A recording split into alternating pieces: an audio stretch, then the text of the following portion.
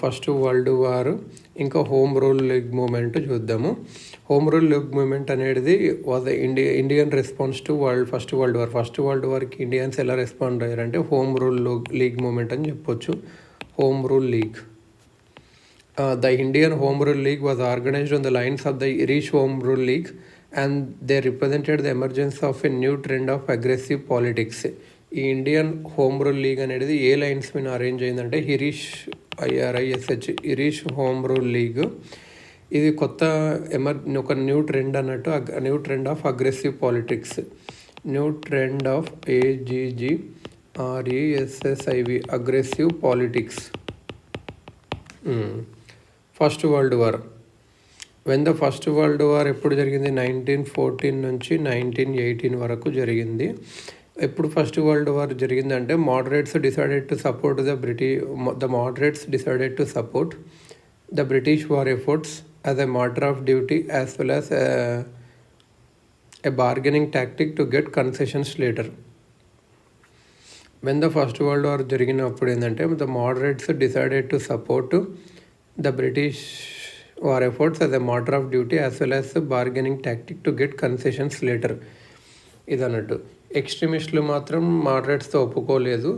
కాకపోతే తిలక్ గారికి different opinion ఉండేది. తిలక్ ఏం చెప్పారంటే లాయల్టీ ఇచ్చారు క్రౌన్కి.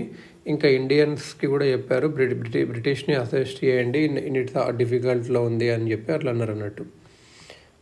ఇండస్ట్రియలిస్ట్ ఏమన్నారు? రిచ్ ఇండస్ట్రియలిస్ట్ ఏమనుకున్నారంటే వార్ అనేది ఒక ఆపర్చునిటీ డబ్బులు సంపాదించడానికి వారు అనుకున్నారు. వార్ ఒక ఎకనామిక్ క్రైసిస్ని ఇస్తుంది, షార్టేజ్ ఆఫ్ ఇండస్ట్రియల్ గుడ్స్ ఇస్తుంది బ్రిటన్లో. సో అప్పుడు అది ఇండియన్ ఇండస్ట్రీస్ మీద డిపెండ్ అవ్వాలి అలా అని అనుకున్నారు rich industrialist. In this way war అనేది promoted the advance of the Indian industries అని కూడా చెప్పొచ్చు.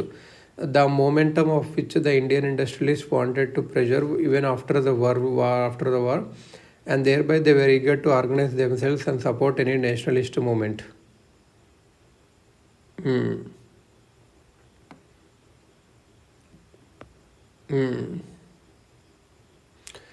హోమ్ రూల్ మూమెంట్ ఎందుకు? ఇప్పుడు కొన్ని సెక్షన్ ఆఫ్ నేషనలిస్ట్ ఏమనుకున్నారంటే పాపులర్ ప్రెషర్ అవసరము, కన్సెషన్స్ తెచ్చుకోవాలి గవర్నమెంట్ నుంచి అంటే మోడరేట్స్కి అప్పుడే moderates were delusion with parliamentary reforms వచ్చాయి. దాంతో మోడరేట్స్కి అంత ఏం చేయాలో తెలియలేదు అన్నట్టు. పీపుల్ కూడా ఫీల్ అవుతుండ్రు వార్ టైం మిజరీస్ చాలా బర్డెన్ అయిపోయేవి, వార్ వల్ల చాలా లాసెస్ అయ్యేవి అని చెప్పేసి. ఎందుకంటే ట్యాక్స్ పెంచారు, రేట్లు పెరిగినవి. And we're ready to participate in people కూడా రెడీ అన్నట్టు ప్రొటెస్ట్ చేయడానికి. వార్ ఏదైతే major imperialistic powers of the డేతో బిగిన్ అయిందో backed by propaganda against each other, exposed the myth of white superiority కూడా మనకు ఎక్స్పోజ్ చేసింది అన్నట్టు. అసలు వార్ ఎందుకు, వైట్ సుపీరియర్ వాళ్ళే ఎక్కువ ఉండాలని చెప్పి. తిలక్ గారు కూడా లీడర్షిప్ తీసుకోవడానికి రెడీగా ఉన్నారు. రిలీజ్ అయ్యాడు తను బర్మా జైలు నుంచి 1914లో. Conciliatory gestures to reassure the government of his loyalty. అంటే ఏంటంటే గవర్నమెంట్కి తన లాయల్టీ చెప్పాడు అన్నట్టు, మేము లాయల్గానే ఉంటాం. Moderates that he wanted like the Irish home rulers a form of the administration and not overthrow of the government. Irish home rulers లాగా ఒక రిఫార్మ్ ఆఫ్ ద అడ్మినిస్ట్రేషన్ కావాలి, గవర్నమెంట్ని త్రో చేయకుండా. అని బీసెంట్ ఎవరైతే ప్రెసిడెంట్ ఆఫ్ థియోసఫికల్ సొసైటీ ఉంటారో, అని Besant అని బీసెంట్ ఎవరు అంటే president of theosophical society.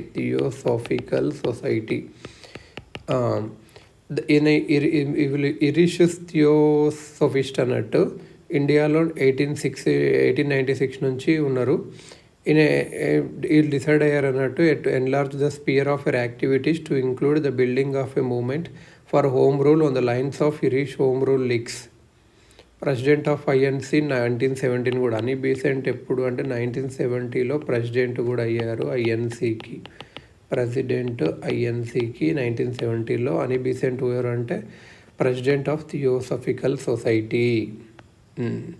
Theosophical society అనేది ఎవరు స్టార్ట్ చేశారంటే హెచ్పి బ్లావట్స్కై అండ్ కలోనల్ ఆక్లట్ in 1875 in New York. Then first headquarters in Adyar near Madras. Theosophical society ఎవరు ఫామ్ చేశారంటే HP Blavatsky and colonel Olcott in 1875 in New York. Then first headquarters in Adyar near Madras దగ్గర head quarters పెట్టారు 1882లో. 1875లో form అయింది, న్యూయార్క్లో form అయింది. ఇది అన్నట్టు league campaigning అసలు ఏమైందంటే కామన్ మ్యాన్కి చెప్పడం అన్నట్టు, the message of home rule as self government అని చెప్పేసి. The league campaign aim to convey the common man the message of home rule as self government. ఎలా అంటే ఎలా అచీవ్ చేయాలంటే పొలిటికల్ ఎడ్యుకేషన్ చేయాలి, అందరినీ డిస్కషన్ చేయాలి, పబ్లిక్ మీటింగ్స్, లైబ్రరీస్ ఆర్గనైజ్ చేసి, రీడింగ్ రూమ్స్ పెట్టి ఇది అన్నట్టు. సో మెయిన్గా హోమ్ రూల్లో ఏంటంటే పబ్లిక్ మీటింగ్స్,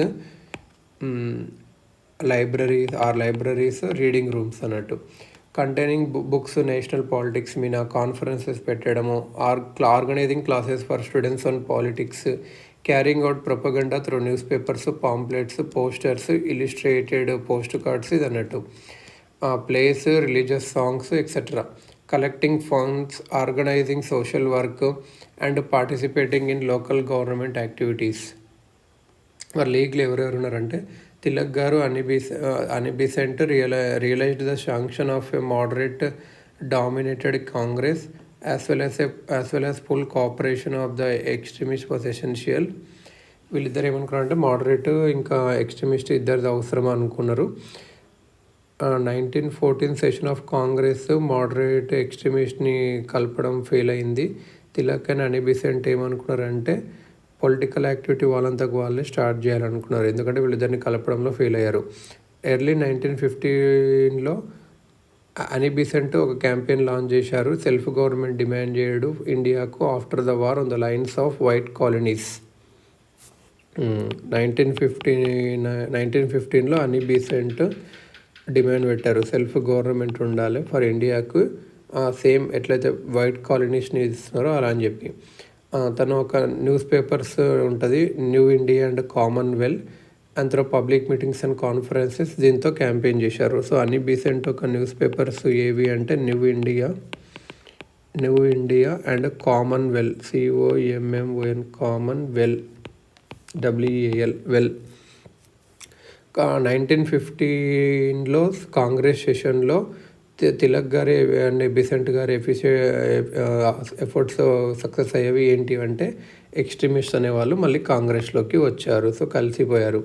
కాంగ్రెస్ కమిట్ అయింది ఒక ప్రోగ్రామ్ కండక్ట్ చేయడానికి, ఏంటంటే educate propaganda program of educative propaganda and to revival of local level Congress కమిటీస్ని రివైవ్ చేయాలని కూడా అంది. ఎక్స్ట్రీమిస్ట్ కూడా వచ్చారు. ఎప్పుడు వచ్చారు? 1915లో వచ్చారు. ఇదన్నట్టు. తిలక్స్ లీగ్ గురించి తీసుకున్నాం. ఇప్పుడు తిలక్ ఇంకా అనిబిసెంట్ ఇద్దరు సపరేట్ లీగ్స్ పెట్టారు, ఏదైనా ఫిక్షన్ ఉంటే దాన్ని అవాయిడ్ చేయడానికి. తిలక్ లీగ్ అనేది ఎప్పుడు బిగైంది అంటే తిలక్ గారి లీగ్ 1916లో ఏప్రిల్లో బిగిన్ అయింది Belgaum. So very important. Tilak గారి లీగ్ ఎప్పుడు అంటే ఏప్రిల్ 1916 బెల్గౌన్లో స్టార్ట్ అయింది. during the Bombay provincial conferences, and G.S. Kaparde was a founding member of Tilak's League. Tilak league founder ఎవరు అంటే జిఎస్ కపార్ది అనేటానే founding member of Tilak league. So very very important. Tilak league ఎప్పుడు అంటే 1916 ఏప్రిల్. ఎక్కడ అంటే బెల్గాం. ఎవరు ఫౌండింగ్ మెంబర్ అంటే జిఎస్ కపార్దే. తిలక్ లీగ్ అనేది మహారాష్ట్రకు రిస్ట్రిక్ట్ అయింది, excluding Bombay city, Karnataka. Tilak league ఎక్కడెక్కడ అంటే మహారాష్ట్రలో, ఇందులో మళ్ళీ బొంబాయి సిటీ లేదు, కర్ణాటక అండ్ సెంట్రల్ ప్రొవిన్సెస్ అంటే Nagpur and Berar. Central provinces and Berar. So Maharashtra, Bombay లేదు కాబట్టి బెరార్ ఉంది, అలా గుర్తుపెట్టుకోవచ్చు. కర్ణాటక, సెంట్రల్ ప్రొవిన్సెస్ అంటే నాగ్పూర్. ఇదన్నట్టు. దీనికి జనరల్గా 6 బ్రాంచెస్ ఉన్నవి. డిమాండ్స్ వచ్చేసి Swarajya, formation of linguistic states, education in vernacular branches. తో తిలక్ లీగ్కి ఎన్ని బ్రాంచెస్ అంటే 6 బ్రాంచెస్. మరి డిమాండ్స్ ఏంటి అంటే స్వరాజ్య ఇంకా formation of linguistic states, LINGUAS linguistic states, and education in vernacular languages. Education in vernacular languages ఇవి మెయిన్ అన్నట్టు. ఇంకా ఈ అజిటేషన్ అప్పుడే Swaraj is my birthright and I shall have it అని చెప్పి తిలక్ గారు అన్నారు. During the speech there was no trace of any religious appeal ఏం లేదు. ఫర్దర్ ఏమైంది అంటే ఐడియాస్ అనేటివి linguistic basis and education in further these ideas were free of any linguistic basis and education in vernacular. ఇవి కూడా లేవు. Linguistic basis education vernacular. ఈ frontally opposite అన్టచబిలిటీని oppose చేశారు. బ్రాహ్మణ్స్కి చెప్పాడు నాన్ బ్రాహ్మణ్స్ని టాలరేట్ చేయండి అని చెప్పేసి. సో తిలక్ గారు అన్టచబిలిటీని అపోజ్ చేశారు. ఏం డిక్లరేషన్ అంటే God way to be tolerate, God ఒకవేళ అన్టచబుల్ని టాలరేట్ చేసినా సరే అయితే తనని గాడ్ అని పిలవద్దని కూడా చెప్పాడు. ఎవరెవరు చెప్పినా Tilak. British government issued Tilak show cause notice ఇచ్చింది. High court but the high court exonerated Tilak and now Tilak declared that home rule league movement had a legal sanction. High court exonerated చేసింది తిలక్ని. సో తిలక్ గారు హోమ్ రూల్ మూమెంట్ ఒక లీగల్ శాంక్షన్ వచ్చిందని చెప్పి డిక్లేర్ చేశారు. 1917లో 14,000 registered members ఉన్నారు. సో తిలక్ వచ్చేసి 6 branches: Swarajya, formation of linguistics, vernacular education, untouchability వద్దని చెప్పారు. ఏ రిలీజియస్ అపీల్ లేదు, ఇది గుర్తుపెట్టుకోవాలి. ఏప్రిల్ 1916లో స్టార్ట్ అయింది. బెల్గాంలో స్టార్ట్ అయింది. మహారాష్ట్రలో ఉంది. బొంబాయి సిటీ ఉండదు. Karnataka, central provinces bearer. ఇప్పుడు అన్ని బిసెంట్ లీగ్ చూసుకుంటే ఇది సెప్టెంబర్లో స్టార్ట్ అయింది. సెప్టెంబర్లో 9th మంత్, సెప్టెంబర్ అంటే 9th మంత్ కదా. సెప్టెంబర్లో స్టార్ట్ అయింది. 1916లో మద్రాస్లో స్టార్ట్ అయింది. రెస్ట్ ఆఫ్ ఇండియాని మొత్తం కవర్ చేసింది. ఏవైతే బొంబాయి సిటీని కూడా కవర్ చేసింది రెస్ట్ ఆఫ్ ఇండియా. సో అన్ని బిసెంట్ ఎక్కడ అంటే మద్రాస్, ఎందుకంటే థియోసాఫికల్ సొసైటీ కూడా మద్రాస్లో స్టార్ట్ అయింది అలా కూడా. ఇంకోటి 1917 9th మంత్ సెప్టెంబర్లో. 200 బ్రాంచెస్. ఎక్కువ బ్రాంచెస్ దేనికి ఉండేటివి అంటే అనిబిసెంట్ దానికి అనొచ్చు. కాకపోతే ఇది లూజ్లీ ఆర్గనైజ్డ్ ఎందుకంటే పెద్దది కాబట్టి లూజ్లీ ఆర్గనైజ్డ్. ఎవరు అంటే George Arundale organizing secretary and sir S Subramaniam Iyer as the honorary president grand old men of south India. Subramaniam Iyer, Subramaniam అనే ఈయన హోనరరీ ప్రెసిడెంట్గా ఉన్నాడు. ఎవరికి? Honorary president of what? Annie Besant league, Annie Besant honorary ప్రెసిడెంట్గా ఉన్నారు. ఈయన grand old man of south India అనొచ్చు. Who is grand old man of south India? Subramaniam Iyer.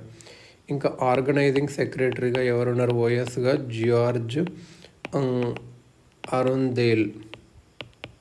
George అరుందేల్ని organising సెక్రటరీగా ఉన్నారు. ఇది అన్నట్టు. Even earlier in 1916 some of Besant's impatient followers could not wait till September and already set up home rule groups కూడా పెట్టారన్నట్టు. Jamnadas, Dwarkadas, Shankarlal Banker, Indulal Yagnik had started the Bombay newspaper young India. ఒక ముగ్గురు కలిపి young India Bombay newspaper young India అని ఒకటి start చేశారు. And setup and all India propaganda fund to use pamphlets కూడా 200 branches అన్ని సెటప్ చేశారు. న్యూస్ పేపర్ వచ్చేసి new India and Commonwealth. Home rule education was later joined by Nehru, Motilal Nehru, Jawaharlal Nehru, బుల్భాయ్ Desai, Chittaranjan Das, Madan Mohan Malaviya, Mohammad Ali Jinnah కూడా join అయ్యారు. Tej Bahadur Sapru and Lala Lajpat Rai. Some of this leaders became head of local branches అయ్యారు. Joseph Kaka Baptista was another prominent activist of home rule movement from Bombay. Who is Joseph Kaka టిస్ట్ ఎవరు అంటే home rule HRL home rule league movement Bombay నుంచి, ఈయన కూడా ఒక లీడర్ అన్నట్టు. గవర్నమెంట్ రెస్పాన్స్ ఏంటంటే గవర్నమెంట్ సివియర్ రిప్రెషన్ చేసింది మద్రాస్లో మెయిన్గా. అక్కడ స్టూడెంట్స్ని ప్రొహిబిట్ చేసింది పొలిటికల్ మీటింగ్స్ అటెండ్ అవ్వడంలో. జూన్ 1917లో Annie Besant and associates Wadia George అరుందాలేని అరెస్ట్ చేశారు. మార్క్ ఆఫ్ ప్రొటెస్ట్గా సుబ్రహ్మణ్యం అయ్యారు తన నైట్వుడ్ని రినౌన్స్ చేశారు. సో ఇంపార్టెంట్ ఇక్కడ సుబ్రహ్మణ్య అయ్యర్ ఎవరు రినౌన్స్ చేశారు తన నైట్వుడ్ అదే ఫామ్ ఆఫ్ అరెస్ట్ చేస్తే అంటే Subramania Iyer, grand old men of south India, honorary president of Annie Besant league కూడా. Tilak advocated programme of Tilak గారేమో ప్యాసివ్ రెసిస్టెన్స్ చేయాలన్నారు. అని బీసెంట్ రిలీజ్ చేశారు సెప్టెంబర్ 1917లో. జూన్లో అరెస్ట్ చేసి సెప్టెంబర్లో రిలీజ్ చేశారు. Shortcomings and fade out ఏంటంటే ఎఫెక్టివ్ ఆర్గనైజేషన్ లేదు, కమ్యూనల్ రేట్స్ కూడా జరిగాయి అక్కడక్కడ. మోడరేట్స్ అనే వాళ్ళు ప్యాసిఫై అయ్యారు. టాక్ ఆఫ్ రిఫార్మ్స్ ఏదైతే మోంటాక్ స్టేట్మెంట్ 1917 అండ్ బీసెంట్ రిలీజ్తోన మోంటాక్ స్టేట్మెంట్ 1917తో moderates. Talk of passive resistance by the extremist kept the moderates away from activity from September 1918 onwards. Passive resistance ఏదైతే ఎక్స్ట్రీమిస్ట్ చెప్పారో, so ఇది moderates activity నుంచి దూరం వెళ్ళారు 1918 నుంచి. మోంటాక్ చెమ్స్ఫోర్డ్ రిఫార్మ్స్ ఏవైతే జూలై 1918లో వచ్చాయో ఇవి ఫర్దర్ నేషనలిస్ట్ ర్యాంక్స్ డివైడ్ చేసింది. లీడర్షిప్ వ్యాక్యూమ్ వచ్చింది. తిలక్ గారు అబ్రాడ్కి వెళ్లాల్సి వచ్చింది ఒక case. Annie Besant వెసిలియేటెడ్ over a response to the reforms and the techniques of passive contribution ఏంటంటే మరి లీగ్ది అంటే లీగ్ అనేది only implementing more రిగరస్లీ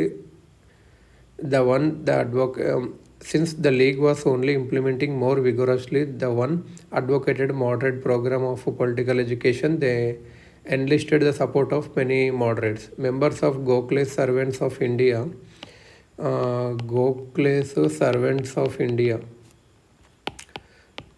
though not permitted to become members of the leagues, వాళ్ళు సపోర్ట్ ఇచ్చారు. Gokhale servants of Indian society వీళ్ళు permitted కాదు leagues member కావడానికి, కాకపోతే సపోర్ట్ ఇచ్చారు. కంట్రీ మొత్తం తిరిగారు హోమ్ రూల్ డిమాండ్ అందరికీ చెప్తూ. మూమెంట్ అనేది shifted the emphasis from the educated elite to మాసెస్కి వచ్చింది and permanently deflected the movement from the course mapped by the moderates. ఒక ఆర్గనైజేషన్ లింక్ ఇచ్చింది between town and the country. Generation of ardent నేషనలిస్ట్ని create చేసింది, prepare చేసింది మాసెస్ని politics of Gandhian స్టైల్కి. Efforts of Tilak and Annie Besant towards extremist moderate union at Lucknow revived Congress as an effective instrument of Indian nationalism. Congress session ended after the Congress session ended in 1916, a joint meeting of the two leagues was held under the same canopy addressing more than 1,000 delegates.